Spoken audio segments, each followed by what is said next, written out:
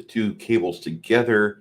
And that was when Brie Larson said, "That's it. That's it. Keep rubbing it like that." And I said, "Whoa, this is really going too far too fast." And I'm so happy that we had such a good time. It was the only time I've ever liked Carol Danvers. Anyway, my name's Bruce, and welcome to a girl, a guy, and a movie. And we were just talking about Suicide Kings. We're going to get started on that tonight. I was also interpreting a fever dream I had once about Brie Larson and her feet, her giant, hairy, pickled feet. Because when she takes her She's got socks off, wrinkly toes. You remember that? she does Remember have that movie? What was Boomerang? it? The one about Shallow Hal. Shallow Hal, yeah. That's And his best friend was what's his name from Seinfeld? Fat and bald, and he was bitching about this hot babe that was hot for him, but he didn't like her toe that hung off her shoe. Remember? And he said she had a freakly toe. And I was like, holy crap, men are hard. They don't like anything. There's always something. We're gonna find something wrong with everybody. I think it's funny. Before we go further, Six Nation 31 Kings first in the chat says, "Evening, Janet and Bruce, chat and the lurkers.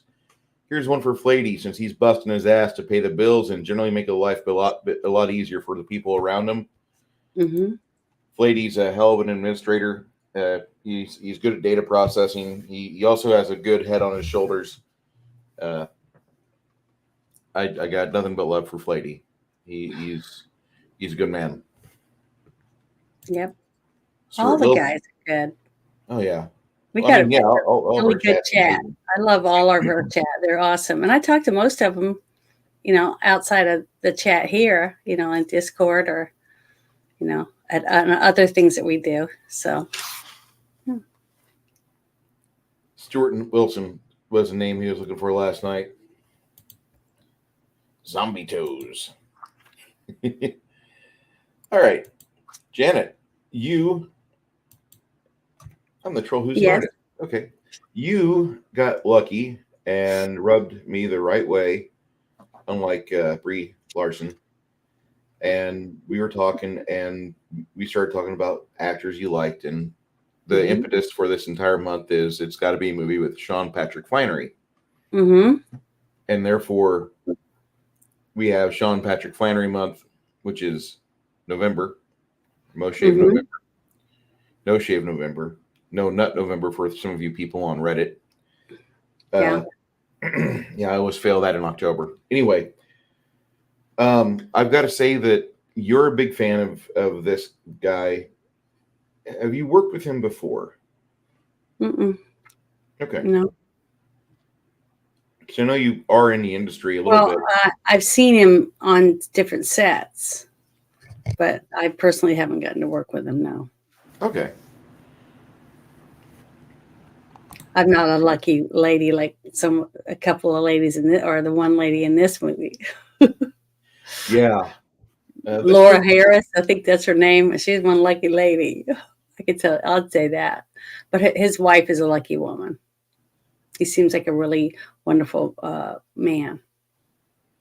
Outside of movies. I was really impressed with the cast of this movie when I first saw it. I thought they'd kind of hit this new vein, this new vibe came out of it, because we got Christopher Walken, Dennis Leary as his bodyguard or hitman is number one. You got Henry Thomas. Hey kids, remember that guy from E.T., the little kid? That's Henry. Now we got Sean Patrick Flanery. We got Jay Moore, Jeremy Sisto. And then you have two schlubs, Frank Medrano and Brad Garrett.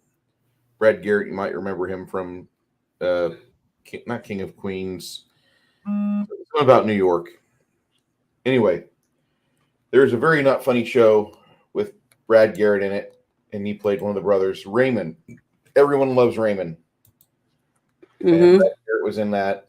He's been in a lot of different films and projects. I was struggling trying to remember where I saw him at when he was sitting at the table talking to the person that was hiring him to kidnap. And I was like, who is this guy? Now, the guy that was with him at the table, I could get the other guy out of my head because I kept looking. Is that the guy from Jurassic Park? Man, he's gotten huge. No, that's Frank Madrano, and But didn't he look a lot like that guy? The he creepy, does disgusting computer whiz he does look like from that. Jurassic Yeah, right, Park. yeah. This guy's great, but his IMDb. This is his only photo. Yeah, on him. IMDb. That's it. Well, he doesn't look like him in that one, but a couple of scenes when he was wearing that big giant like tropical shirt in his living room, and he had a huge stomach. All I could think of was, man, he drinks a lot, and he's got a swollen liver or something. I know that sounds bad, but you know. He's in Shawshank Redemption as Fat Ass. He's in Blue Streak as Frank. He's in Sleepers as Fat Mancho, and he's in Suicide Kings as Heckle. And most recently, he was in Attack of the 65-Foot Woman as Leopold, the mad scientist. Seen that? Neither have I. It's a TV show. One episode, so yeah, they had 2 seasons of it. Sandy was played by Tina Desiree Berg. Interesting. Never heard of it. Never saw it. Nothing. I love this. I'm going to enjoy watching Nick Cage get old and turn into Danny DeVito's little brother. Is that what he looks like now? He stopped wearing his toupee. He's actually going in public. I don't know if he does that or not. This is just the photo that IMDb puts up, so I'm okay with it. Mm-hmm. All right. Yeah, he's not Newman.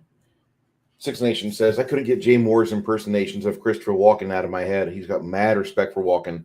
Yeah, throughout this entire film, like he was just sitting there attentively whenever they were not shooting and just kind of just chilling on set, just trying to get up all that soak time in with Chris Walken, just trying to be half as cool as Christopher Walken.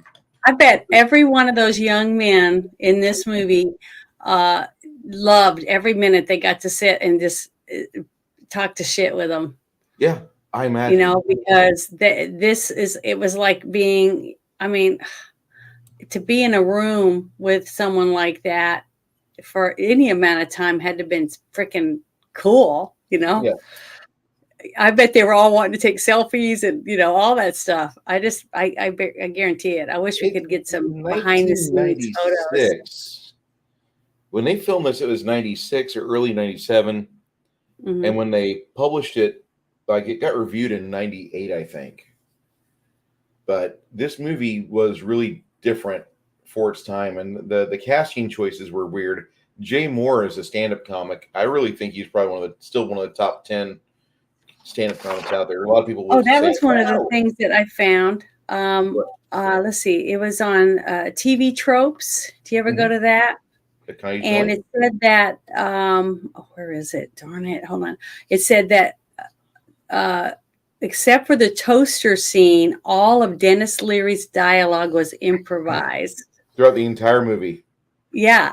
So I was like, wow, that means the guy in the car with him the whole time, the other guy was being improvised too, because if there's no script written for them, they just sit and talk whatever bullshit was popped in their heads. And I bet they laughed a lot. Why not? I bet they laughed their ass off. The whole thing with the shoes was all made up. It's fine. It's $1,500. The whole thing with the bucket. I know, but the thing with the bucket and the homeless guy that had snot running down his nose. Now he's out $2,000. It's like it was funny. I mean, it was funny already when I watched the movie, but when I found out that it was all made up, I was like, I got to go back and watch it now just to understand the way it just unfolded, that it was all just bullshit. They just I just think it's hilarious. I thought that was a great piece of trivia when I found out about it. For that scene, the whole part of his part in the movie, driving through the city, that was all made up. as he went along. I thought that was just awesome. That I just think Dennis Leary is freaking cool anyways, you know. I could agree with that. So I would like to meet him. That's someone I would love to meet in person. Again, I could agree with that. I really like Dennis Leary. I think he's one of the funniest comics out there. He did a show way back in the day in the 90s called The Job. And he was a police detective that was high on cocaine. And if he wasn't like trying to lie to his wife why she wasn't getting no sex, he was out with his girlfriend. And then he would occasionally go do police work. And the episode that I remember the most was they get a bag of evidence dropped off at the station. And inside the bag, it's like a brown paper bag. It's a foot. And like everybody like looks in it, and Dennis Leary's the only one not vomiting or losing his lunch. He's like, guys, you want to go? Well, let's go to Gino's. Let's go. Man, are you crazy? You got a dead man's foot in there. Well, we don't know if he's dead or not. He's just missing his foot. Now that's dead, yes. Oh, it was great. Fantastic film. Fantastic TV show.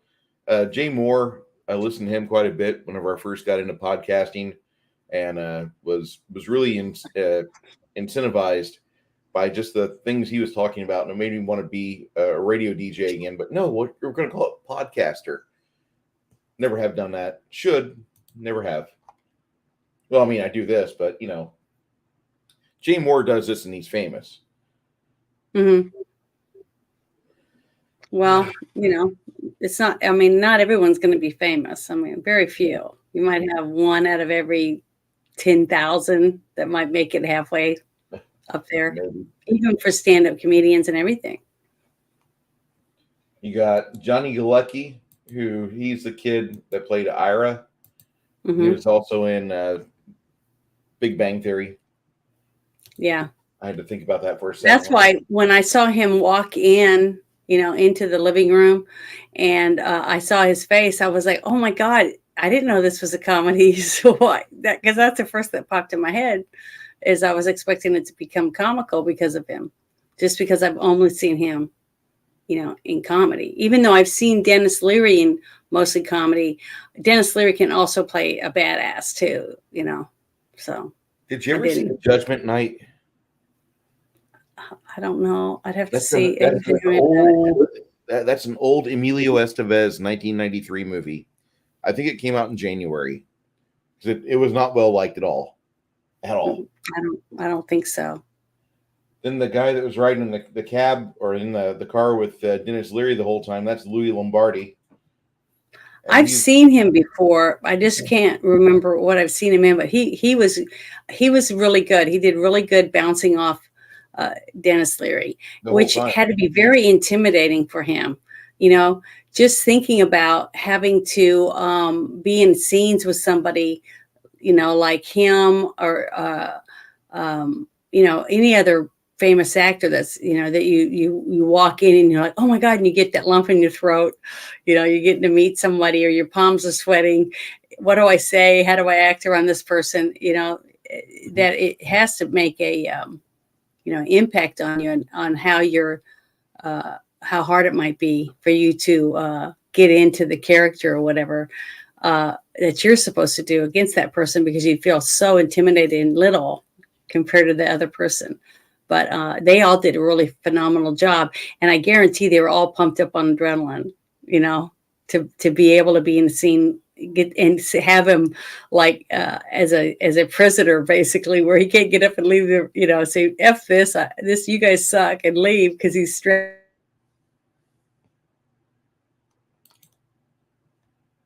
Okay. Did Janet pause or did I pause? Hello? I'm getting the circle of death. Am I back? You're back. Okay. Sorry. Oh, might be where I'm gonna be gone again.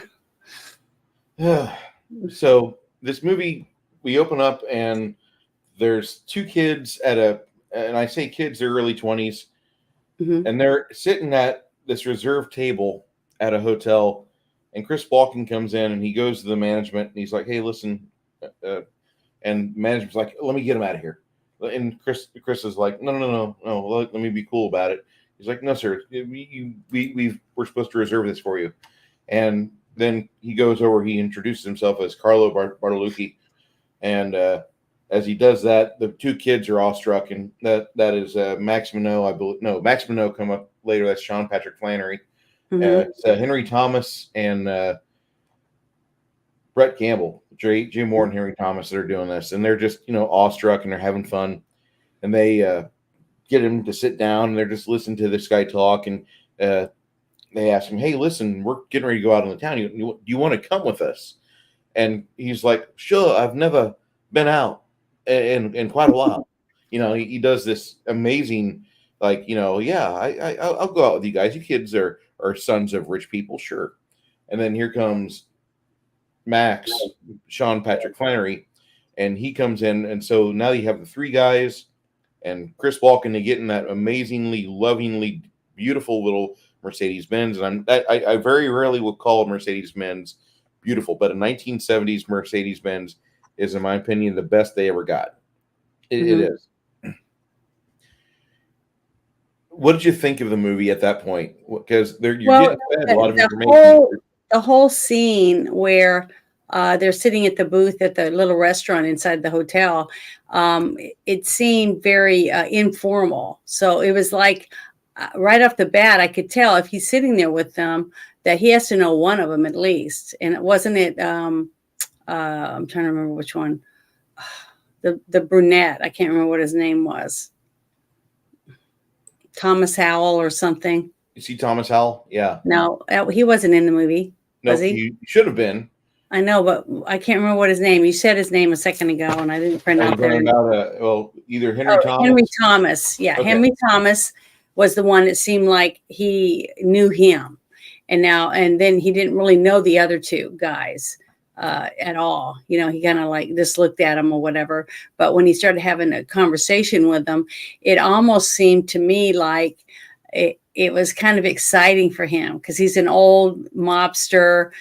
His young days of going out and catting around town, picking up girls or just driving up and down the boulevard or whatever, that type of thing. He was thinking about what it would be like to hang out with these young guys, to bring back a little spark or whatever that he missed, in his life, because now he's older and things like that. So I just thought that was really good. And plus, it kind of gave you a little bit of intel into the young men, maybe up and coming mobsters. You don't really know that much about them. You just know that they seem like okay guys, this young and wanting to have a good time. So I don't think he felt at all threatened by them. For any purpose or any reason, because of who he was, his established character in the city. You know what I mean? Yeah. So I think he was looking at it as an opportune time to get to just let loose a little bit and feel young. You know what I mean? That's who doesn't want to do that?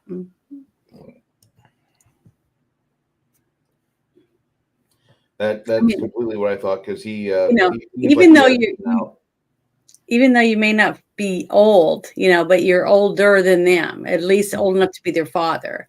So getting to hang with some younger men and reminisce a little, I think that's what he was thinking he was going to get. So the whole scene after this was like freaking cool. The whole car scene I thought was really good. Yeah, they go, I believe it's the Holland Tunnel is where they're at, and they have the attempt almost go wrong and ends up killing them almost. But yeah, everything went wrong. It seemed like it was a miracle that they had a lot of stunt drivers for that scene. Yes.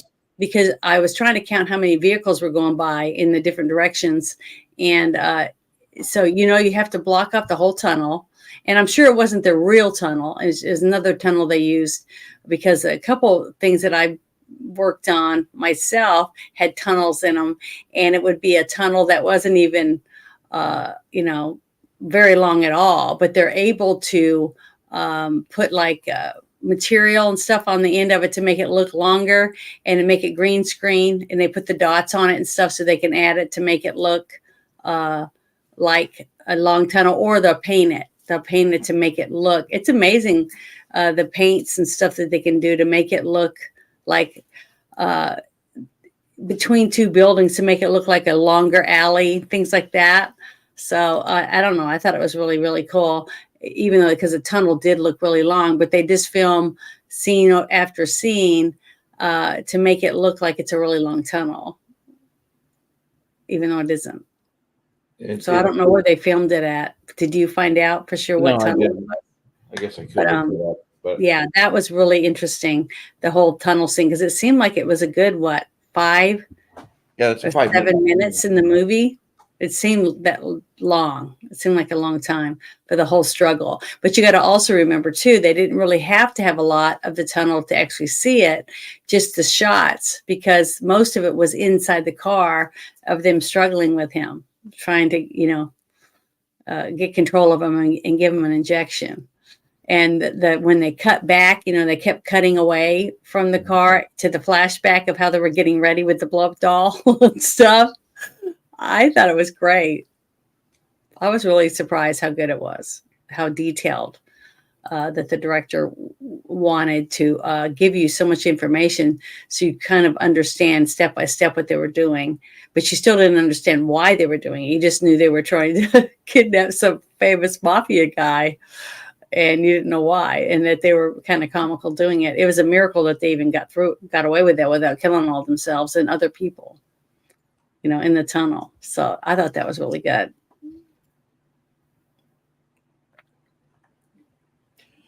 Yeah, I'm here. I'm just looking at this. The Queens Midtown Tunnel connecting Manhattan to Queens is only 2 lanes in both directions, not 4 lanes as they showed off in the film. So I don't know where they exactly filmed this at, but they tried to imply that it's in Queens.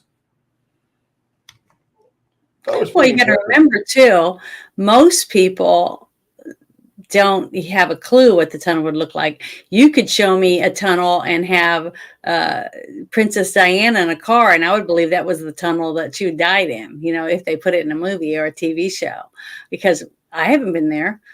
I wouldn't know that wasn't, the tunnel that she was in. So, pretty much as long as you make it look like it's got, Euro stuff on the signs and things like that, and the license plates on the vehicles and the type of cars you use, we wouldn't know. Most people wouldn't know. So that's what's so cool about when you have the set designers and the location managers finding tunnels and in different places, taking pictures and stuff, and then coming back and sitting down with the storyboard people and trying to figure out exactly where they want to film. So, and how much room they have, because you got to remember, when they're putting people there, they might have it blocked off on one side or something and have parking on the other side to bring people, all the set people that's going to be working with the lights and the cables and all that stuff. And then you have your stunt people, and you have, all the different people, and they're having to drive them in on their vehicles. And then they have like a semi that brings the actual cars that are going to be involved, things like that. So you got to have a lot of place to park all these things to be able to have them on set, because if you have to drive everyone 5 miles, it just makes it a lot harder. So they want to have somewhere, a parking area or something close enough to where they can bus them back and forth really quickly for batteries for their camera. Lights, if the bulbs go out or a microphone gets broken, things like that. And then once you wreck a vehicle and it gets scratched up, they have to take photos of it. So when if they have to redo another scene, let's say they did it and then they found out, or part of the film got messed up and they got to refilm this whole scene, but it has to edit together. So they have to take pictures and make sure the vehicle looks like it did before or after whatever scene they need to add and refilm it. So, that's why the set photographers are so important, because for the people's clothes, whatever they're holding in their hands or whatever other thing. So, all that has to be able to go together later on, especially if they have to refilm something. That's why editing is so important too. Piece by piece, it all gets put back together again. But yeah, the scene in the tunnel was very, very exciting. If you watch it closely, this movie has so many editing errors that you could have made money as an editor on here. Mm-hmm. Yeah. that's what's fun for a lot of movie buffs that like to go back and watch them and find all the mistakes and then make their videos about all the mistakes that they found. So And that's fine. I mean, mhm. some people have to do something. I like to drink and I like to play the games. You know, I like to drink and know things. That's me. Well, that's good. I'm glad you know things. I don't know much of anything. You know quite a bit, Janet. I wish you understood how much you got or understood. Like Saturday, for example, we were having a hard time with the game, but it's mainly just a verbiage issue, and the lingo of the game is kind of difficult, and that's okay. And plus, I have a brand new character to take care of. Yep. That I didn't have before. Yeah. But it's okay. You did fine. You really did fine. Once the next scene when they finally inject him in the arm with that stuff because they were freaking out. Remember when they did the flashback and they had the blow up doll there and they were arguing about who was going to stab him with a needle, right? And it can't be the guy driving, so it has to be one of the other two guys. And the fact that they were saying just stab him in the jugular vein. They were freaking out over that. The young man that played the little up-and-coming maybe doctor one day, I've seen him in quite a few things. He was in, I'm trying to remember the name, 6 Feet Under. Mm-hmm. He was in that series as one of the characters. I remember him in that and a few other things. Talking about Jeremy Sisto. Yeah. He's a pretty good actor too. It's amazing though that you see all these actors in one thing and they're all really good at the part that they played. And then you don't see them for a while in anything. And how one or two of them go really fast and become, overnight stars or whatever. And then the other ones just, they might end up on a soap opera or something. But, it's just, that was a lot of talent in this movie. Mm-hmm. The talent of this show is amazing. Mm-hmm. I mean, I'll read off Wikipedia. Stars Christopher Walken, Dennis Leary, Sean Pat Flannery, Johnny Galecki, Jay Moore, Jeremy Sisto, Henry Thomas, Cliff DeYoung, and Laura San Giacomo, which she has just a brief 10-minute piece in this movie. Mm-hmm. And she looks great. She looks wonderful in this movie, but she is eye candy. Yeah, and she did totally different scenes with two totally different looks. Mm-hmm. Because when she was the younger version of herself, she had the real wild, crazy 80s hairstyle, and the short dress and the fancy, sparkly heels, the ones that she supposedly bought at the Birkenstocks or whatever the store. I can't remember the name of it. And, I just thought her shoes were really pretty, but she knew she was about to get, axed basically for spending that money. And that was a whole intro for Christopher Walken's character with terrible, terrible hair. But it was a good scene to show what a good guy he was deep down. So I think they added that a little bit to kind of to prepare you for the end, when he gets away, when he's separated from them, and how he follows through because he said, "I'll give you my word." I talked about that. A lot of the old movies that we get to watch, and they did a lot of the the gangster movies. When the gangsters gave their word, it was like it meant something. Like in the Godfather series and stuff.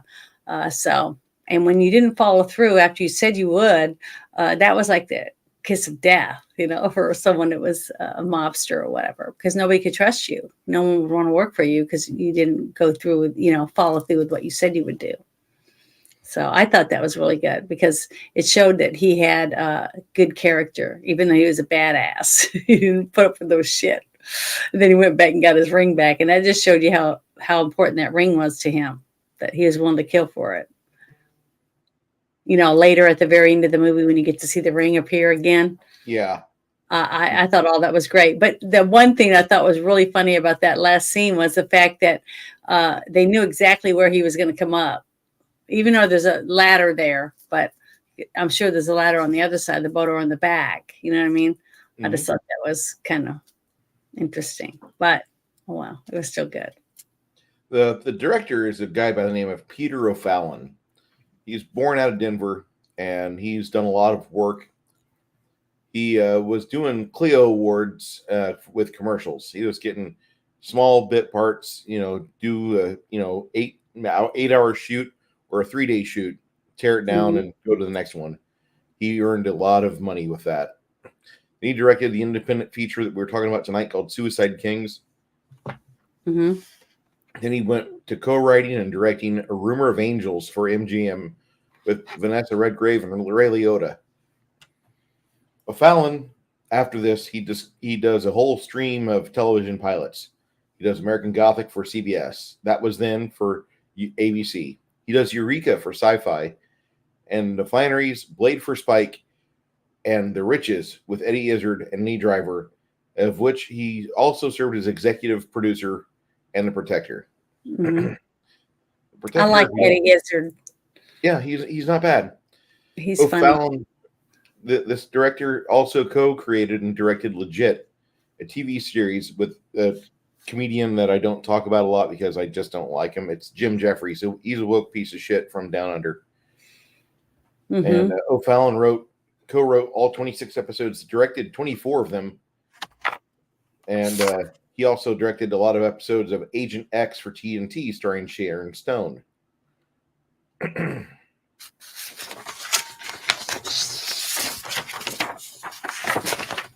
So he's done a lot of work in TV. So he knows how to shoot and get cohesion down. He knows how to get your attention. Mm-hmm. And this movie shows it. I think this movie is probably the edgiest film of the 90s that really goes out of its way to give you a new experience. And it really does feel like when you watch this film, it's really different. The titles, the subtitles, or the captions, everything coming over like it's a beaten up reel-to-reel tape. Mm-hmm. I love it. It looks like something that you would see at a midnight showing. And this is a vibe I always get out of it. It should be like a midnight showing film. But yeah, I was surprised though when I was reading about it because I don't like to read anything, especially if I haven't seen it before. I don't like to read anything or research too much about it before I watch it, because to me it tends to put things in your mind about it. You start judging it before you've even watched it. So I don't like to do that. But after I watched it and then I started reading, and I was reading all these comparisons from different people about it was like some of these other movies that I'm trying to remember, Quentin Tarantino movies and different things like that. And you know what? He never even popped in my head one time when I watched this movie. Really? I loved Kill Bill and some of the other movies that he did, but he didn't pop in at all. It reminded me more, just like I said, of 12 Angry Men or something like that, because of all the views of them twisting and turning and looking at each other, even though they spent their whole childhood as friends, basically, right?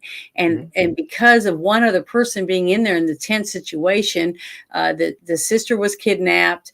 They're being told that they're going to send body parts, fingers or toes or whatever they need to get the money that they want. And then the fact that they told the guy that they'd kidnapped that they were going to cut off his fingers, they're going to cut off his toes, whatever happens to the sister is going to happen to you. And then he puts in there the whole aspect that someone there that's at the site where they are right now is involved in kidnapping the sister. Okay, that they know that. So now they're all looking at each other's potential, backstabbers. That whole tense combination in the way that they start looking at each other. And then the fact that you kept waiting, kept saying, which one's going to spill the beans? Who's going to, tell the other one this, that, and the other. And as soon as the nerd, the little geeky guy from Big Bang Theory gets to find out, Ira, I knew that's when he's going to start blabbing, because he just didn't look like somebody that could keep a secret because he's so much of a wimp or whatever. And then I started thinking maybe he's the one, because I kept looking at the group of guys and trying to think of the one person that I would least expect to be involved. And I really didn't think it was going to be the brother at all. I mean, I really didn't. So they definitely got me to focus on the boyfriend, because I started thinking when they showed the car scene and them two making out in the car, and that he was very enamored with her, right? Yes. He seemed like, I don't know if he was really in love with her, but he was hot for her for sure. So he was willing to, sneak around or steal or, do lie, to be able to be with her. But I didn't know if he was really in love with her. Now, there was such a short amount of time of her in the movie to really kind of put your finger on her, peg whether she's in love with him or not. She's a really, really rich, spoiled brat. So she could pretty much have any guy she wanted. Now, he wasn't very attractive. And he was from a rich family too, but not as rich and famous, as prestigious as her family. So, it was kind of hard to figure that whole thing out. But I don't know. He did such a good job at hiding any of that stuff, because like when he was talking about getting lost and all those different things, to me, I was really trying to pay attention to that. But until Christopher Walken said you got lost in this, that, and the other, but then you just gave the directions like you just, like at the back of your hand. And then I went, whoa, he's really good, So I was really trying to pay attention to all that. But there was a lot of information to absorb from so many different characters.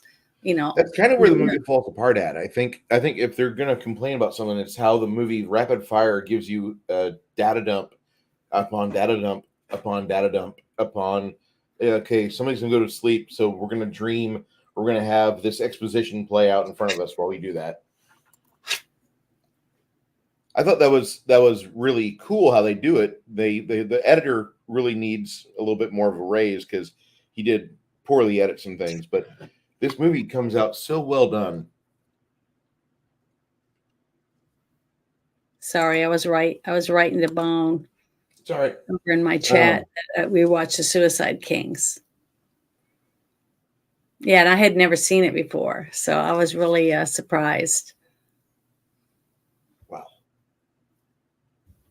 And I was really surprised because it had a $5 million budget, but it only brought in a little over $1 million. $1.7 million. So I was like, how can a movie with Christopher Walken in it, let alone some of the other actors, only bring in a little over $1 million? That was surprising to me. I still can understand that, because wasn't Christopher Walken like a big name in 97? Yep.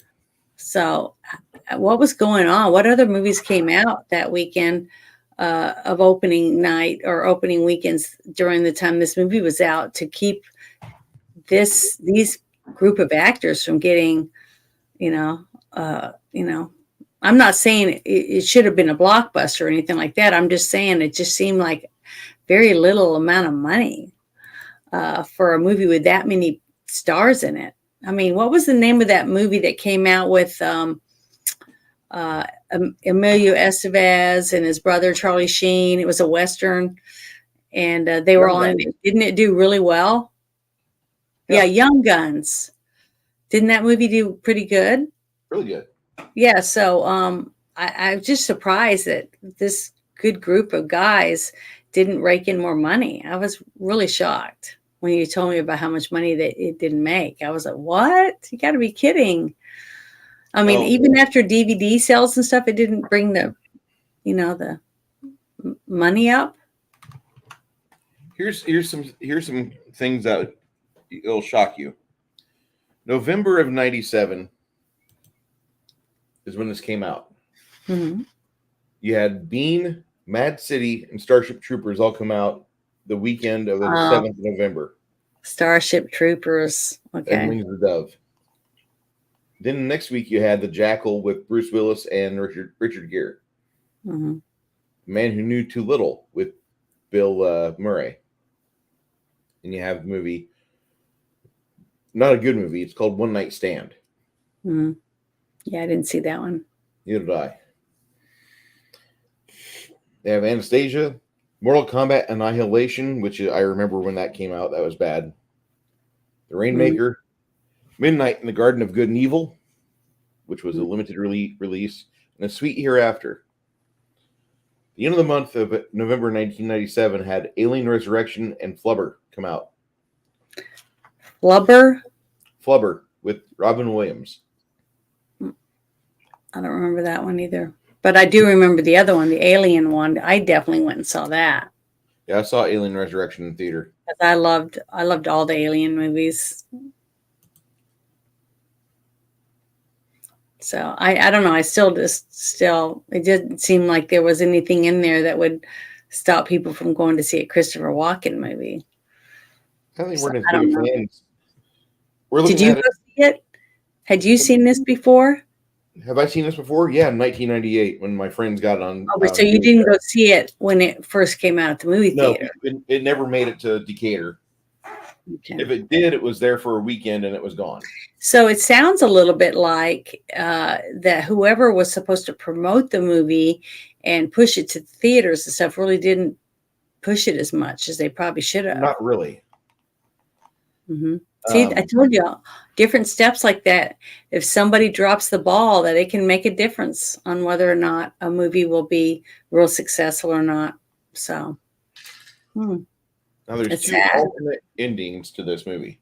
Yeah, I read that on the that movie Tropes or whatever. I'd never heard of these people, but Charlie takes some money, but Lono shoots holes in the boat, causing it to sink. Mm-hmm. And one of them, the other one says, Charlie allows Maxine and Elise to live, but he reclaims $1 million, giving them a small amount of money back. Mm-hmm. Test audiences did not like the feeding as much. They felt like these they felt like these endings were just not consecutive with the way the movie had gone. And after the young girl is the one that caused all the shit, her getting away with $1 million was not a good feeling. Yeah, I liked the way it ended, that they both kind of got, when he asked her at the end, and the one question that he had asked about, what was it, why, and he said something about the way he felt, mm-hmm. How she made him feel. And I was like, yeah, it's always a woman's fault. So, that's why I wanted to dress up like her instead of Nadine. That's what I called her because she was in, that Quigley Down Under movie. So, but I liked her character. I think she's really cool. Hey, Snortopoopas Cuber. How you doing, sir? Oh, hi, Snortopoopas. Death and the Maiden. This is not a good year for movies, by the way. Death and the Maiden was made for $12 million. It made $3 million stateside and a total of $8 million worldwide. That's good, but not really that good. Then you also have this is kind of important here. A disservice to God. I could see that. I can see that quote. Mm-hmm. I think Basic Instinct had already been out for a couple of years.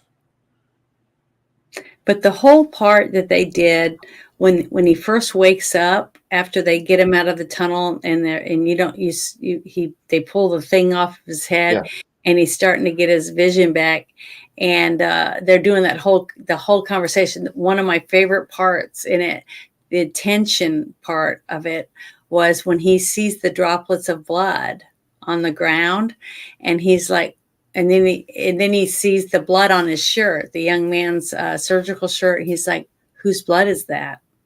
And he keeps asking that, and they're all like going back and forth talking and stuff. But he keeps going back to, whose blood is that?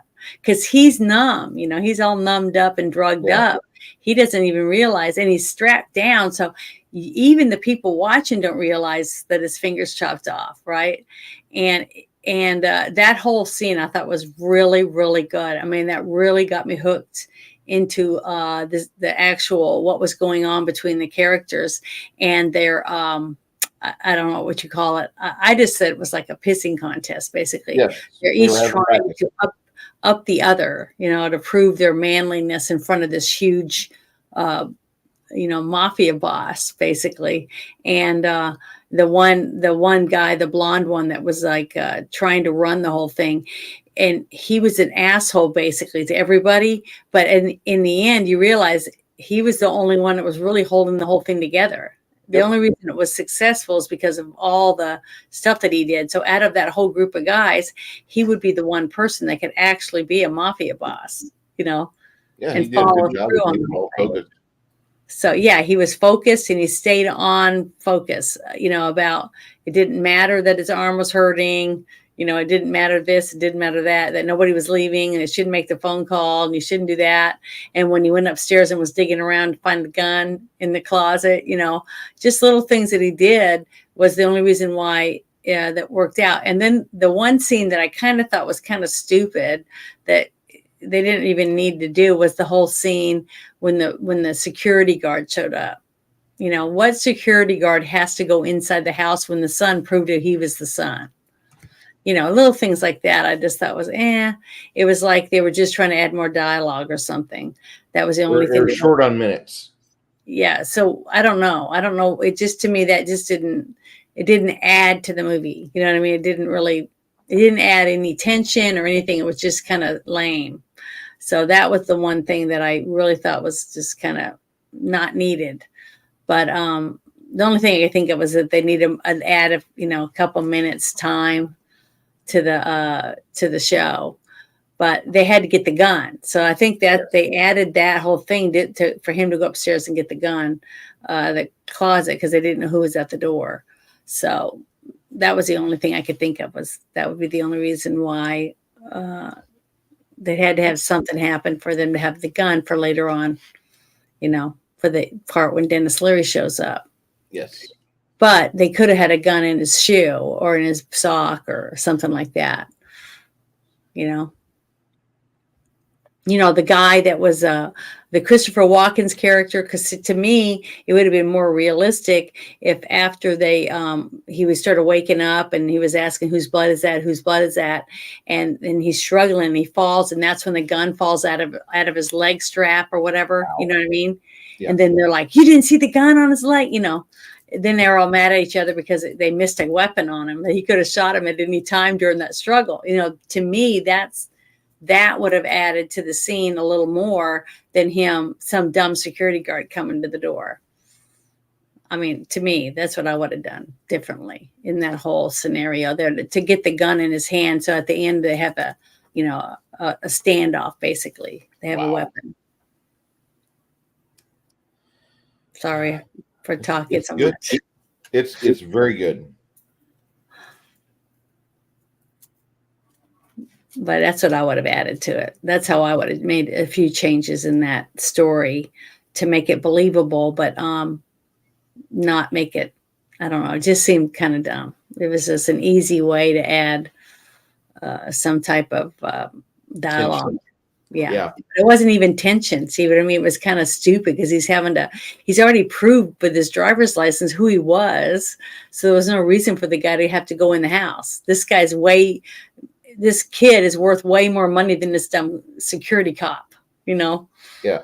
He could have said, no, you ain't coming in. This is our house. Get lost. And it should have worked, but it was just dumb. When the whole thing with him having Christopher Walken have a gun strapped to his leg, which would be perfectly fine because that's what he does for a living. That's who he is.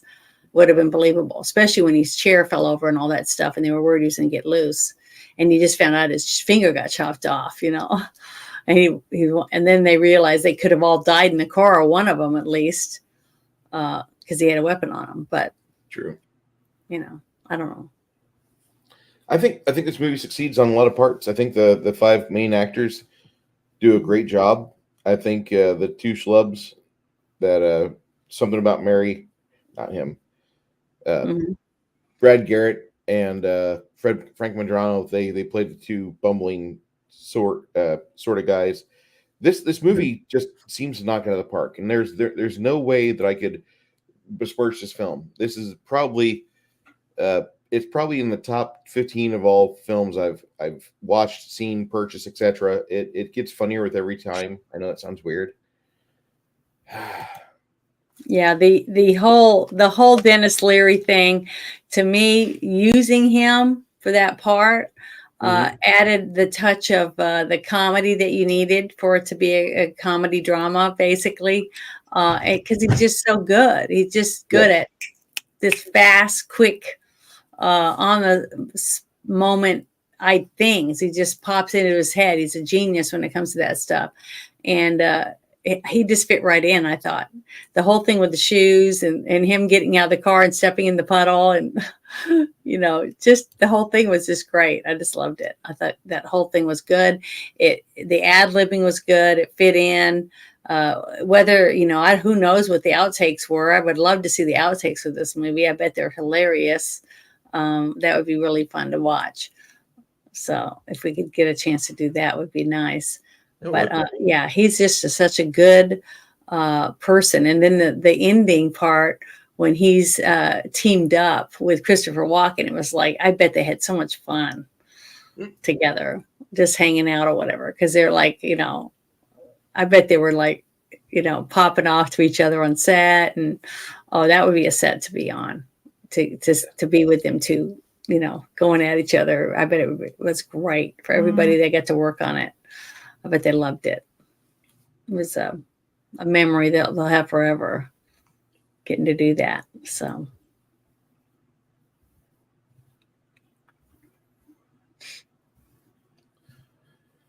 Grumpy Old Ninja adds something here. RoboCop started out as Judge Dredd, and the visage certainly is different. The attitude remains. Yeah, works. Hola, Grumpy.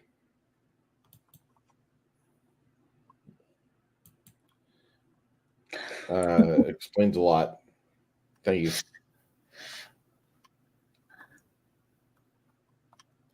Okay, so now that I've drank that, I got to ask you, Janet, with Mhm. this film coming out, do you think they can make it today? If in the right circumstances with the right actors and stuff, I think it could be. But it would not be a. It would have to be independent. It would have to be an independent movie because all the big companies, they all want to have a chance for an Academy Award. Like I said last week, uh, you have to hire a person depending on what their versatility is. You know what I mean? But what you're looking for the characters. So I don't know. I honestly don't know if they could make this movie today. Now, if they want to make the movie and not worry about whether they're going to be nominated for anything, then yeah, it could be made. I think still this one could, but the Dennis Leary character and Christopher Walken's character, I just can't. I can't even think of who I would put in the place of either one of them. There's a lot of young still. I think there's a lot of young actors that they could get to put in for the other characters. Now I don't know if they would do as well, but for young people, new people that haven't seen this movie, I think they could make it. What do you think? I'm going to show you this quote from Grumpy. He says they were making a Judge Dredd movie originally and wound up with RoboCop instead. It's awesome because you can make Suicide Kings today. Anything can work for this as long as it's an indie. Yeah, as long as it's an independent film. I think so too, because I still feel, even though, man, we're hurting for good entertainment. I mean, we're at the bottom of the barrel. It's like a desert. I mean, when it comes to good movies and stuff and good TV shows. But, after Yellowstone came out, I was really surprised how good it was. With the characters, the versatility, the character arcs, the scenery. I mean, just everything about it. Even though there was a lot of liberals involved in it, it still turned out, really good. Yes. But it's just, and then you have, what was it? Pinky Blinders. They're still making good stuff, but you're not going to see it being made by Disney or some of these other big companies. So if they get serious like Paramount did, but see, Paramount kind of dropped the ball recently. It just seems like they were doing really, really good, adding some really good stuff. And then all of a sudden they just stopped in midstream. I think that was like getting ready for the strikes or whatever. Yeah. And they didn't do anything because the writer's strike was coming up. And then they had, and I think because of who was involved in the making and writing and the whole production of Yellowstone, that they decided just to halt everything and not write or anything because they didn't want to step on the toes of anyone. Mm-hmm. So because they did that, Paramount took a hit, I think. But when everything comes back around again, I think they're going to be happy because they're going to have a lot of writers and young actors and stuff that are going to be willing to go to work for Paramount because they did stop and didn't step on any toes. They didn't risk, hurting anything when people could watch reruns or whatever else on their channel. So we'll see. The future will tell us, here within the next year, when stuff starts coming out, who shit on who, basically, because you're going to get some real shitty, crappy stuff from people that are willing to take the bottom of the barrel writers or the bottom of the barrel actors and just throw together anything because they think I'm not going to say all the names of them, but some companies actually think that you'll take whatever dribble they put out because you'll just be sucking it up with a straw and happy to like the shit, and then, and they, even those people that pretend to be licking ass and, just liking whatever bullshit comes out, they really secretly will start paying or going elsewhere to watch the stuff and then get online and tout the other shit, even though it's shit. Okay. Yeah. And after a while, a lot of us people say every episode they brag about, I go watch it and it's crap. I'm tired of their drivel, and they'll finally turn the channel. And once those people start doing that and it gets bigger and bigger audiences leaving, they'll start changing. Okay. That's why smaller companies like the new streaming services like Paramount and stuff, when they add something like Yellowstone, it becomes an overnight sensation where they can sell merchandise and all kinds of stuff from it. That's when they say, hey, we can still make money at this if we make what people want to see. I mean, I've been pushing Peaky Blinders for a long time, saying this is a great show. It's very well made. The story's great. They got good character arcs. It's intriguing. It's got drama. It's got romance. It's got some good fights. Just a lot of great stuff in it. But a lot of people hadn't even heard of it. I'm like, well, you're missing out. It's a good show, and But the thing is, until people turn off the drivel and start watching real entertainment, they'll go, wow, what a difference. So that's the way it is. But like this movie was really good.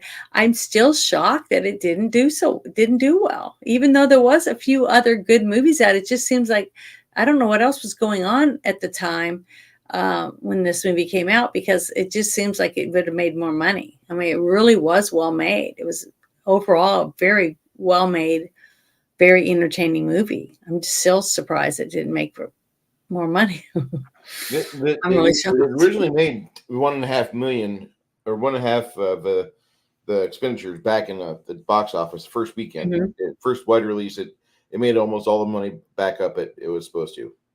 Mm-hmm. But I'm still surprised. So yeah, that's a surprise. That's the kicker.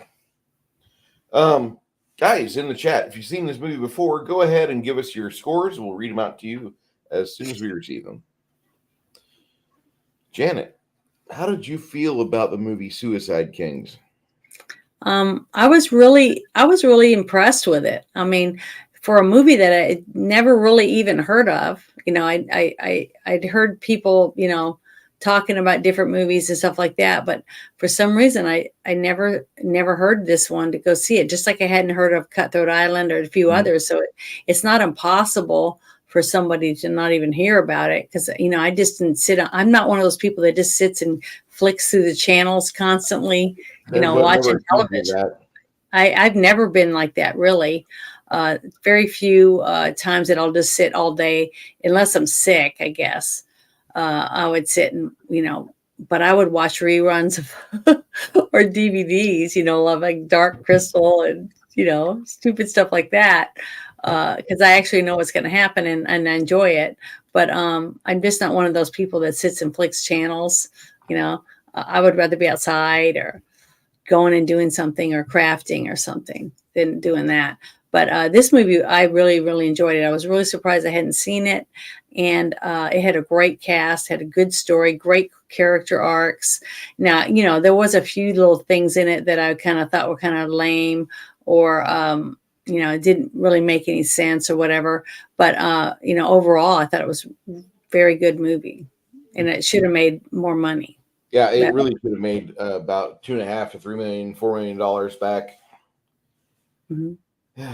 I thought it was amazing. I still just, when this movie starts up, I'll just start watching from start to finish. And not a whole lot of maximum time expenditures have to be made. This is just a movie where you sit down in the opening credits and you blink in ending credits, and it's less than 90 minutes. It's very easy to see that. Mm-hmm. So I appreciate the fact that you went through and watched this one with me. I'm looking Mm-hmm. forward to it. Yeah, it was good. I was really happy with it.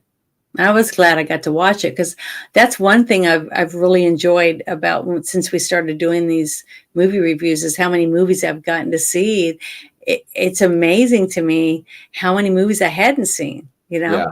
And I'm finding out more and more. And I'm like, what? I never saw this movie. But see, the thing is, I'm one of those people that would go see Lars and the Real Girl before I bought a ticket to this movie. And I know you think it's lame and everything, but that's just, like I said, I like independent movies way more, almost more. I almost pay to see those before I pay to see the big blockbusters because I don't like having to sit with my arms all crunched up like this because the theater's so packed and everybody's whispering and talking and ruining your movie.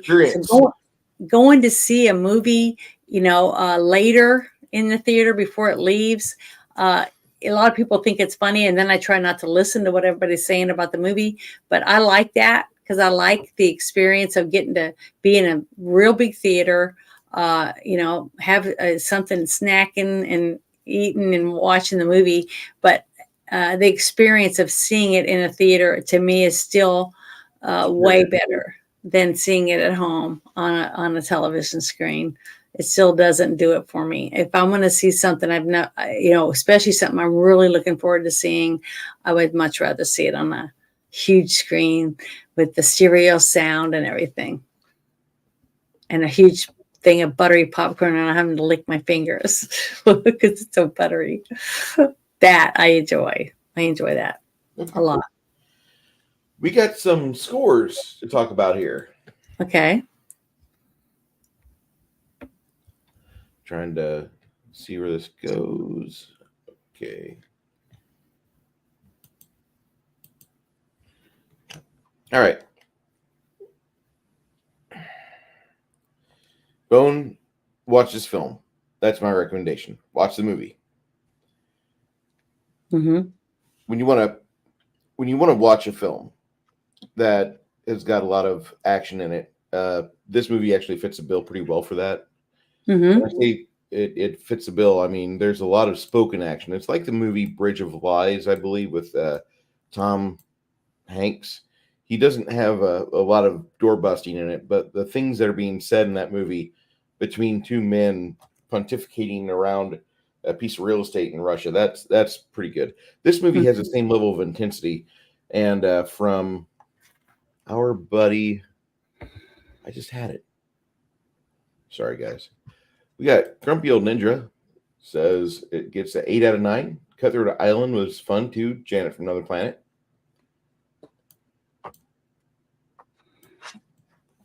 I want to thank everybody for being here tonight too, by the way. Thank you. Yeah, we really appreciate all of you because without you guys, there really isn't a reason to do it, what we're doing. So, I mean, I remember the first couple times we did our show, I told Bruce afterward, I was like, I can't believe someone actually wanted to come and listen to what we had to say. I still love that. I think it's great. Sweet. Well, there's still more chat or more movie to discuss. So if you guys want to put your grades in the chat, that'd be great. Mm-hmm. Flady. Flady says, "This is my need. This is my need. I need decompression after work." Okay. No problem. Soy base. No problem. Yeah, I really love doing it. I'm so thankful still after all this time, over a year, that Bruce was even thought of me to be able to sit and do this with him. You know, I really am thankful for that. I think this is one of the most normal films, and I say normal, but I think it just takes the approach right. It gets the tone right. It gets the comedy right. It does everything pretty much correct. Yeah, it's very well balanced, especially with throughout the whole movie. And even the part at the end, once they free him, they all decide, you know, because none of them, they find the truth out about who the backstabber was and why he did it. Okay. And that's when they realize, well, you know, we're in way over our head. We need to let him go. We'll be lucky if we get to live through this, you know, this whole mess. And the really good part about all of that was the fact that Christopher Walken said that he gave him his word that he was going to follow through and finish what he said he would, right? Mm-hmm. And that he would get his money back. You know, he was going to make sure he got his money back. But the fact that all these young men all thought they were going to die, because they all thought, well, okay, we're going to die now. Because of this dumb thing that we did. So that was a life lesson for all of them, I think, for doing the things that they did. I think like the one kid was a drug addict, right? The young doctor was shooting up. And then you had the other ones that had gambling problems. And then you had another one that was lying and stealing and stuff for a woman. So they all had different hangups and reasons why they were backstabbing everyone, right? So I thought that was really good because it gave each of them depth to their characters. And then you got to see a little bit of a character arc for each of them, of how at first you thought they were all just these young, smiling young men that, you know, have great potential. And one day they're going to be huge and, you know, be rich like their parents or whatever. But then you find out that being rich and having a lot of stuff really didn't help these kids much because they were all into something, you know, they're all doing fatal flaw. Yeah, they're all doing stupid shit, you know, basically, to some degree. And like when you're having to get your sister kidnapped to make a few bucks, you know, that's pretty lame. Yes. And you know, they were thinking about all that stuff. But the thing is that and it ended up being the sister herself and her boyfriend, you know, that pretended that she got kidnapped. And the only ones that I felt sorry for through the whole movie, which we should, were the two stupid asses that pretended to kidnap someone. They didn't really do anything besides sit and take a phone call, you know, and scratch their balls and watch cartoons and eat. And they both died. One of them got tortured really bad, got both his knees shot off and stuff before they died. And they did nothing. They didn't even pick up the person or have them locked in their house or anything, basically. No. And they had a measly amount of money that they got paid to do it, but they both died for it, you know. So, you know, it was tragic in some aspects. Once the story unfolded and you got to find out behind the scenes, you know, basically what was happening to each of these people and how they were involved in the story and they got screwed over. So that's why it was a tragic Romeo and Juliet type of story, you know, to me. You know, once you find out the ending, that these two young lovers that thought they were going to outsmart all the others, right?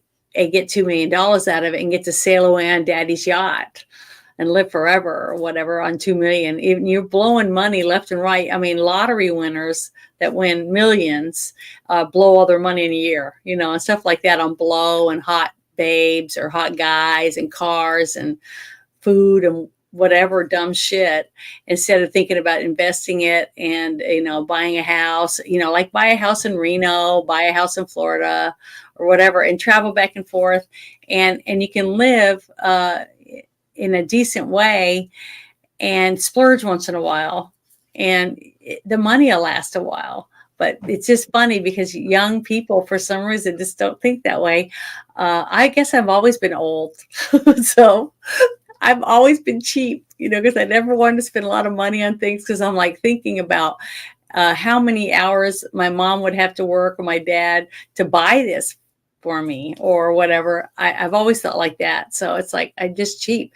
I mean, I was, over 30 years old before I ever got paid to get my nails done because I just was, I filed my own nails and I painted them and stuff, but they just never looked as good as it did when you got to go to a professional and have it done. And I remember the very first time I paid to get a massage. Oh my God. I was like, I could get addicted to this, if I had money. I would do it, every week if I could afford it, but, I can't. But man, it's nice. So I could see how someone would get money and not be able to say no, because once you get a taste of some things, the forbidden fruit, it's like, man, it's hard to say no. So when you have a wad in your pocket, it's kind of hard not to want to spend it. So I could think that every person that would get to sit and watch this could understand how these young men could get, hooked, on certain things, because money is like, when you have too much of it and you have so much time on your hands, you're going to end up getting in trouble with it. That's just human nature for all of us. And that's what's good about having actual real people in your life that are your friends and stuff that would look after you and say, hey man, that's really stupid. I don't recommend you do that.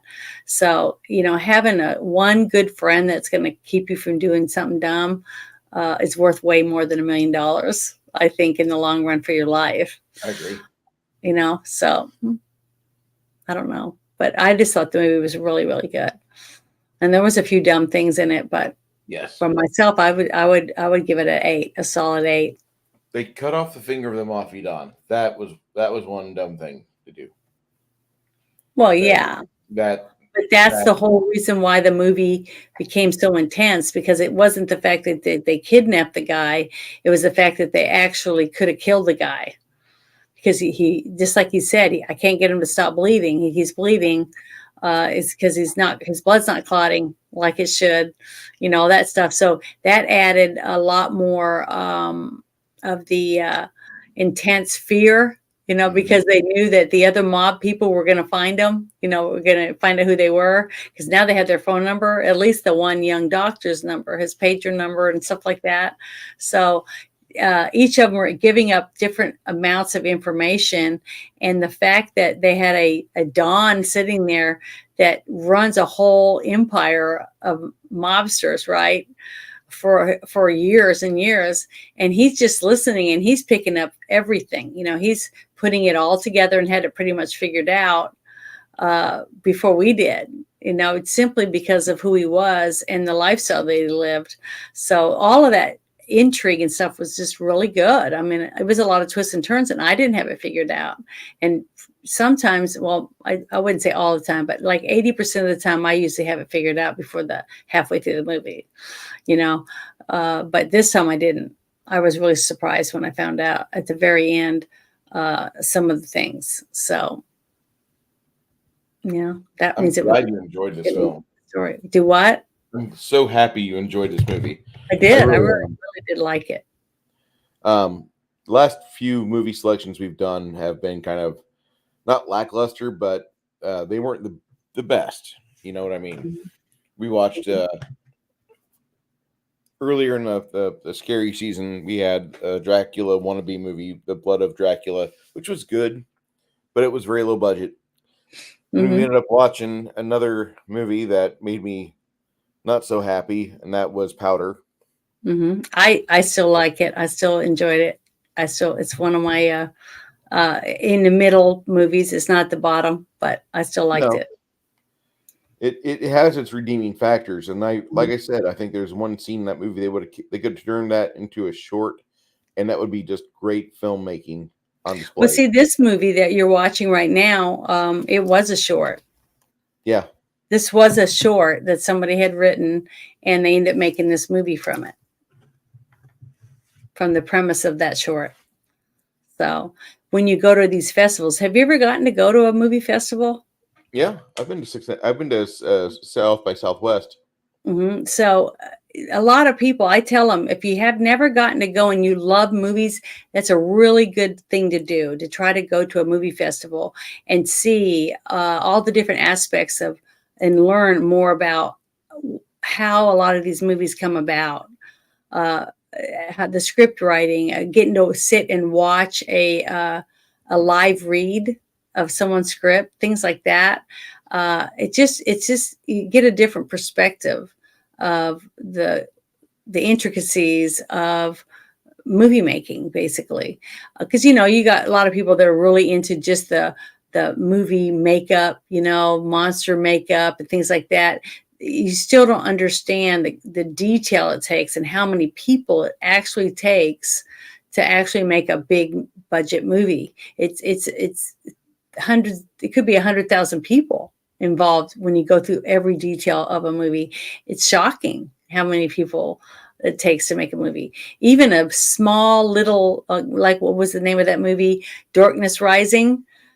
It was a very low budget, but there was a lot of people involved. It was a lot of work. Yeah. And you also had like the director also writing and holding the boom and doing all different jobs just to be able to get the movie made. So it's a lot of parts, pieces and parts to put together, even a short. That a lot of people just don't realize how much work goes into that. And the worst in the short is a commercial. But we don't even need to get into that. That's beyond this right now. Mm-hmm. I'd say hello to a friend of mine in chat by the name of author Stephen Walton. Mm-hmm. He's the author of The Phantom Menace Parts 1 and 2. Fun stuff. Oh, really? Yeah. Yeah, that was how he kind of got popular with some of the people in the group. Good man. You don't have to do that. Thank you. Thank you. Thank you for stopping by. I really appreciate it. I think this movie is probably, out of all the Sean Patrick Flanery films, I'm going to just go ahead and say now, it's my favorite. Oh, it is? This is my favorite out of all the Sean Patrick Flanery films that we selected, that we were going to watch, that we could have watched. This is a fantastic movie. Had a couple reviews of it in the chat. People like this movie generally. A lot of people don't remember part of it, and it's really weird. But if you get a chance to see it, turn it on. I believe it's on Tubi for free. Fantastic film. It really is. I had never seen it, and I probably wouldn't have seen it if we hadn't done it this way, because I probably would not have seen it. But it was really, really, really good. I'm really glad that I got a chance to see this movie, and I'm excited about getting to watch the Nefarious one. That's new. It's a newer movie that I've never seen, but I've heard from a lot of my friends that watch it. They said it was really good. So. I'm excited about getting to watch it, because that's what we're supposed to watch next week, right? Yes. Okay. Actually, no. Oh, we're going to watch in the end of November. Okay, that's the last one. That's the newest one. That's right. We're trying to do it in order of how they were made. This is it right here. If you're missing a movie, go check out Tubi and see if they have it, because chances are they do. Now, is Tubi, do they have things like that you can go back and watch later, or is it you have to watch it when it streams? They have a lot of stuff that's live only, like the Price is Right or the Jeopardy.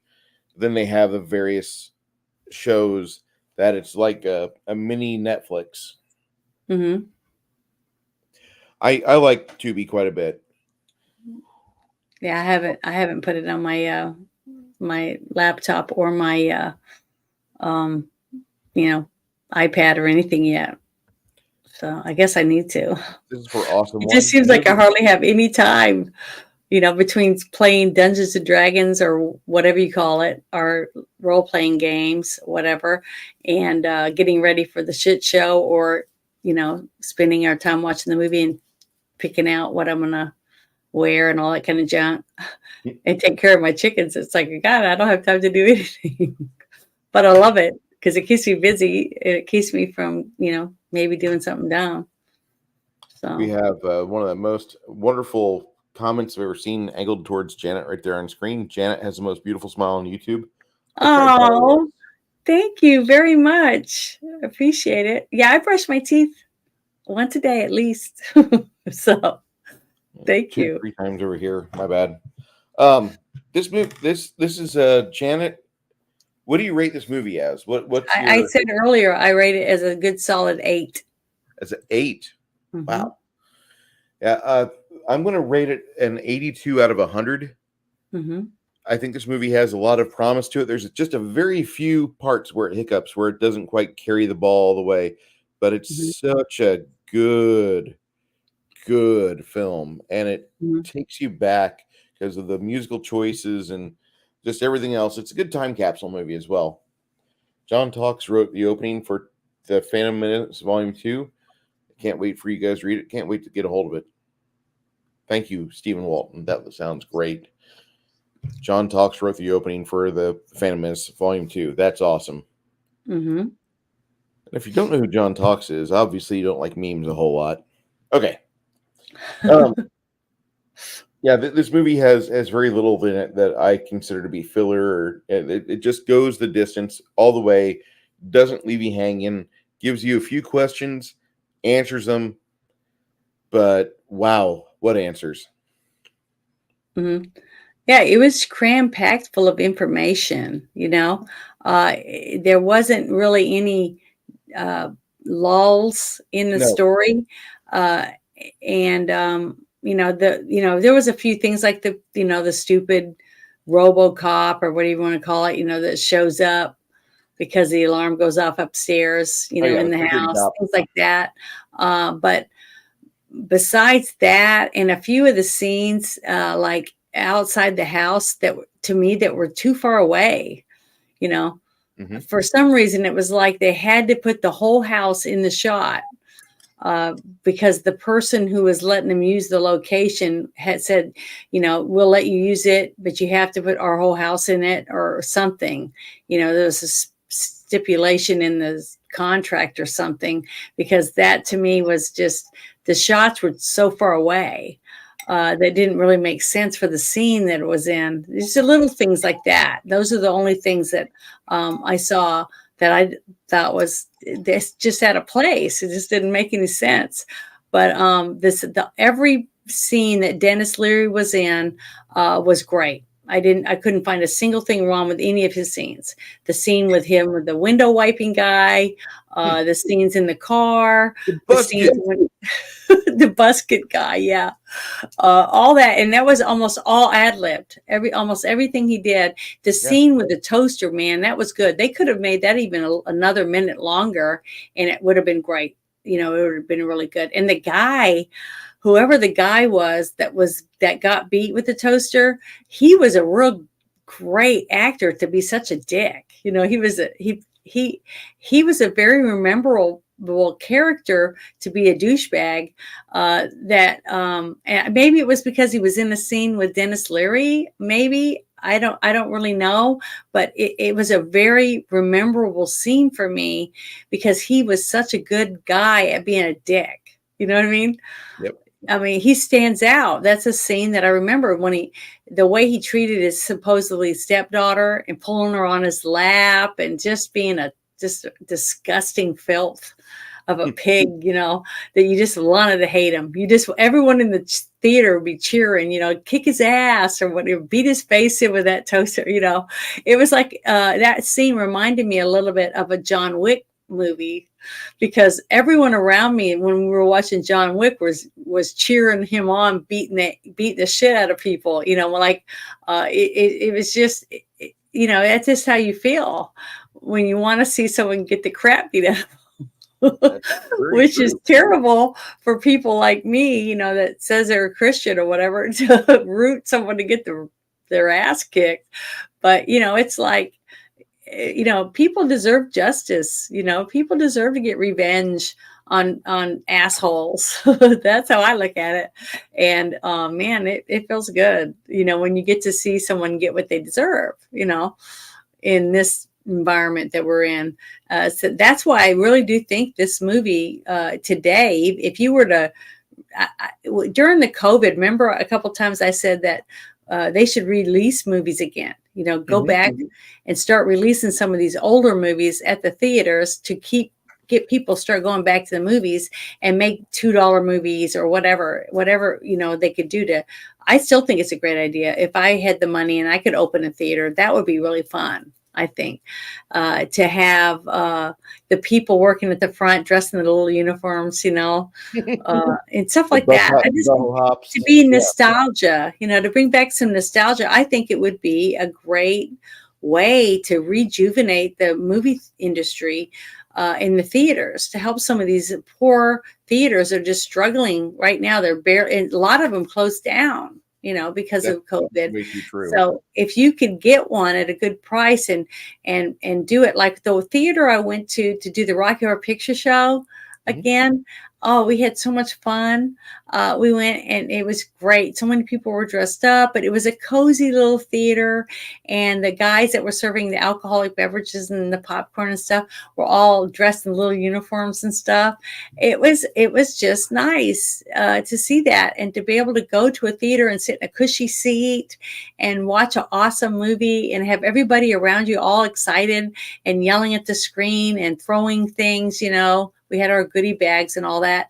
It's a lot of mess to clean up, but it just brings, I don't know, it just brings me joy to get to go to a theater, actual movie theater, and sit and enjoy the movie. I think other people, especially these young people that only watch everything on TV, DVDs, and they're, rent their, whatever program from Hulu or whatever it is that they're watching it on. It's just not the same thing. It's just not the same thing. It's just, the experience is just totally different. You can walk through the theater and you can see the young lovers holding hands while they're watching the movie, or sharing the popcorn with each other, a little old couple, things like that. It's a great place to go on a date. I don't know. I just think it's awesome. And I wish more people had the chance to get to do that. And I hope that comes back, because I hope people aren't scared to death of going to the movies simply because, they're all afraid they're going to die tomorrow because they went to the movies because they got exposed to somebody's germs or something. I don't know. It's just sad because we've lost so much wonderful movie theaters. Yeah. Next week, for those of you that are wondering, next week's film is going to be a time-honored classic. Bring your whiskey. We are going to discuss the movie Boondock Saints. And you can watch it with us if you want. You watch it with us if you like. Sunday night, 7 p.m. in my Discord. Let me give you that link for Discord so you can have it. Don't forget, Sunday nights, every Sunday, we do this. It's fun. If you come a little early, you can watch Futurama and laugh along with the rest of us. I can't help but laugh too, because they're so funny. Yeah, here we go. There's that. Thank you. Paste. Thank you. All right. That'll get you to my Discord channel. As you guys couldn't tell today, I'm a little fatigued. I apologize. We had a great weekend over here. Janet and the rest of the party did survive Saturday, which was kind of not what I was thinking was going to happen. I thought I was going to claim about half of them, which I almost did. I thought we were all going to die. I didn't think any of us was going to survive, really. Rat. I had one of my people, my cat died. Yes. but it was, because I didn't know what I was doing when it came to rolling and stuff like that. But Good. you know, You're getting there, okay? And it takes a while to get there. It does. Hey, Grumpy, welcome back. Stephen Walton says, I think I'm simping for Janet right now. My bad. oh, thank you. She's easy to crush on, okay? It's very as a man who wakes up every morning doing an advertisement for some male drug, I can say that having Janet around is great. And it's easy to simp for her. It's easy to cheer her on and hope that things go her way. Well, so far, I think everything is going really good. Good. I think we've done really well since we first started. Mhm. And I think the show's doing good. It's been fun. I've really, really loved it. Every week, I look forward to it each week. It's like I can't wait till Monday. It sounds weird, but it's just fun. I really love it. I think it's great.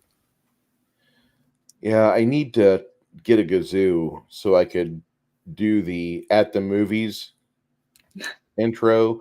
Da-da-da-da-da-da-da-da, da-da-da-da-da-da. But I'll do it on the kazoo. That way I can just weird out everybody and I could play that at the start of every show for the Monday night, a girl, a guy, and a movie. Mm-hmm. Soy-based Jeremy, it's not, you're right. But when you have a woman like Janet around, I'm going to tell you, it really helps. Well, it depends too, because I've been a nun.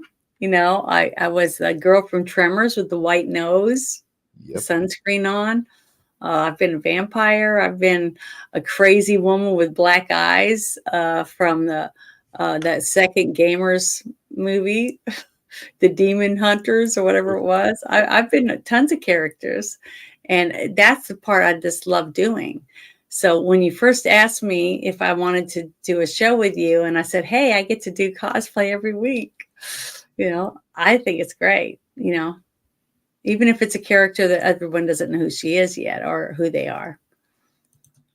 And if We you did the don't- Warriors, and I got to do that really cool half black, half white face from my favorite gang from the movie, the baseball players. that whatever. Baseball Furies.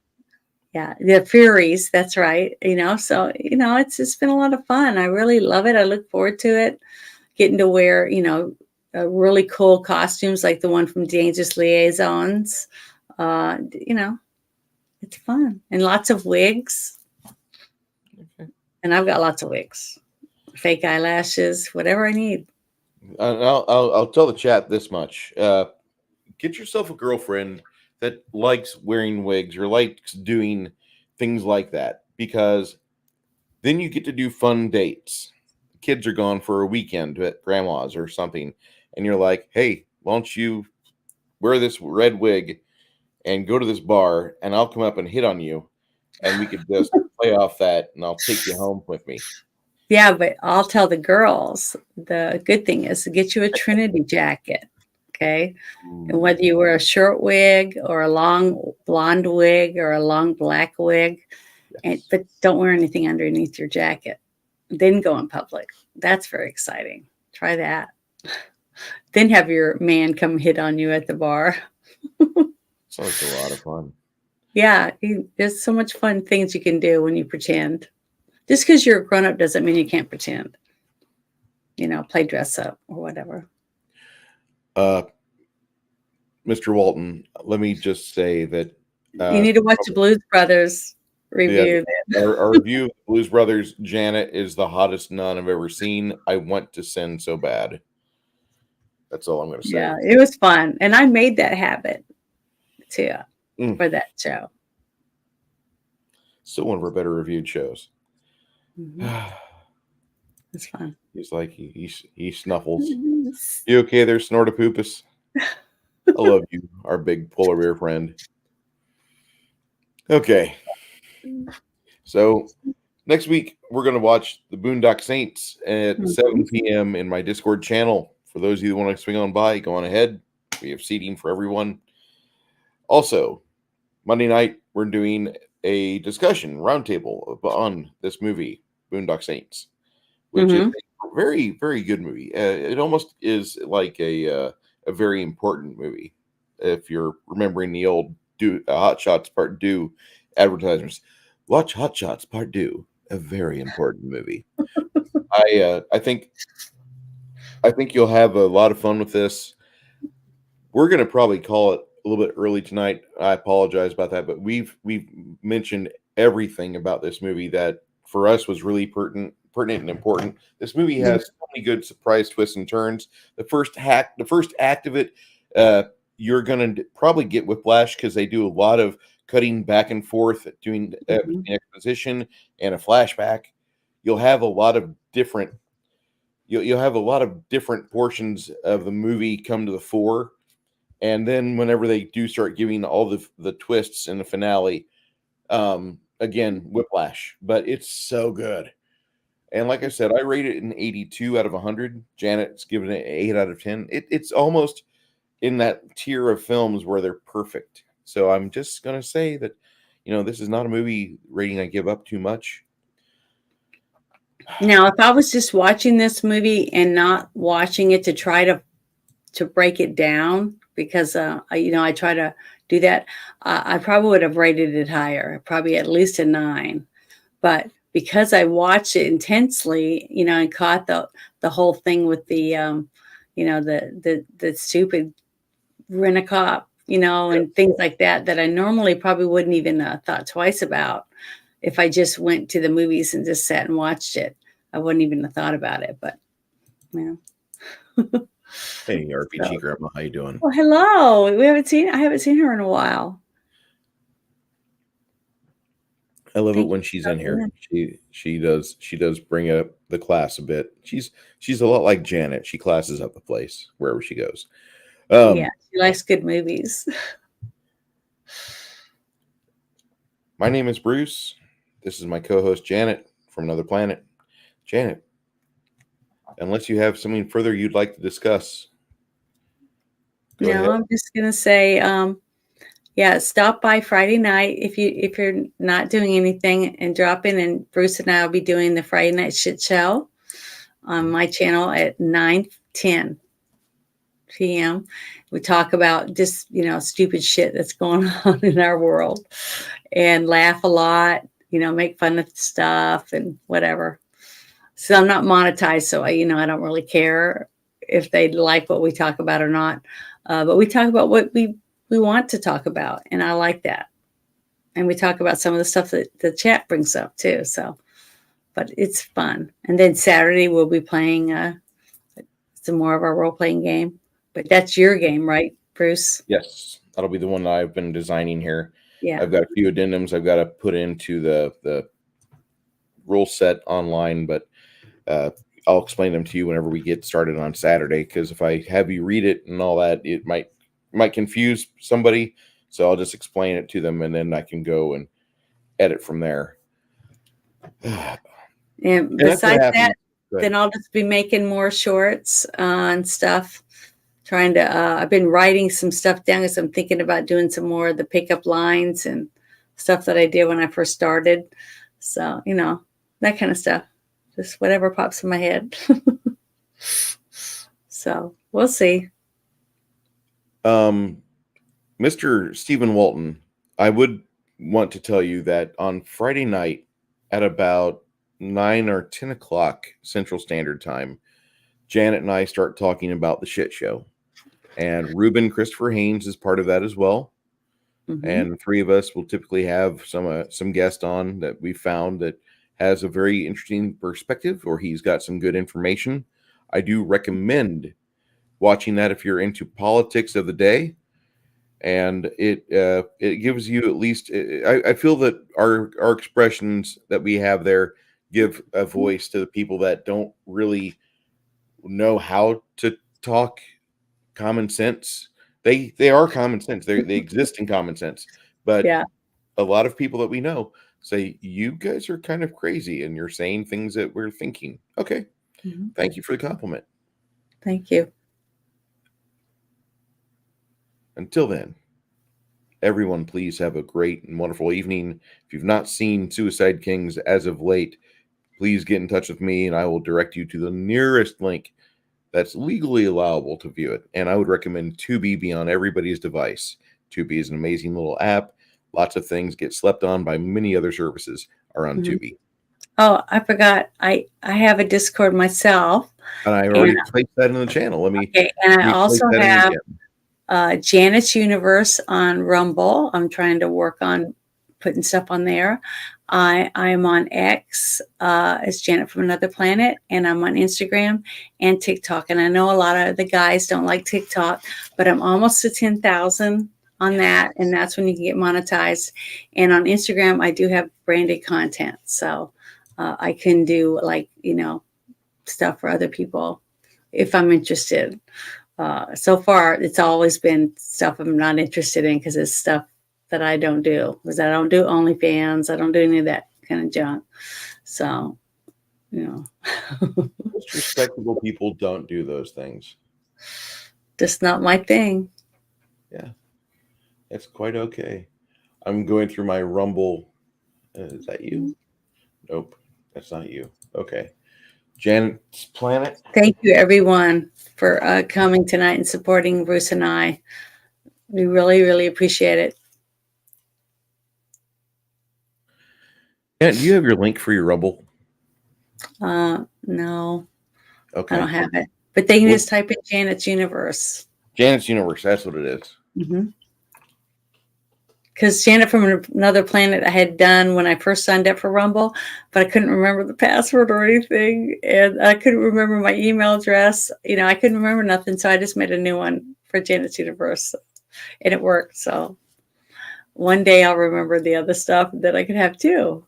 But right now I don't remember it. Once again, it's 9/14 or 21/14 for some of us. We're going to be back next week to discuss that movie we talked about. Come in our Discord on Sunday night, watch it with us. We usually have open mics, so if you've got a lot of rustling around or like a crying baby, just mute yourself. But typically we have the open mics because I do like to hear when everybody's laughing or such. I know that a lot of us will still have our mics on mute because they don't want to interrupt, because some movies are really good. Some movies are amazing. But we're doing this film next week, and I expect to hear a lot of laughter. Thank you for spending your time with us. I know it's a limited quantity of a commodity that we never have enough of. Yeah. Appreciate Thank you, guys. Thank you. Good night. Night.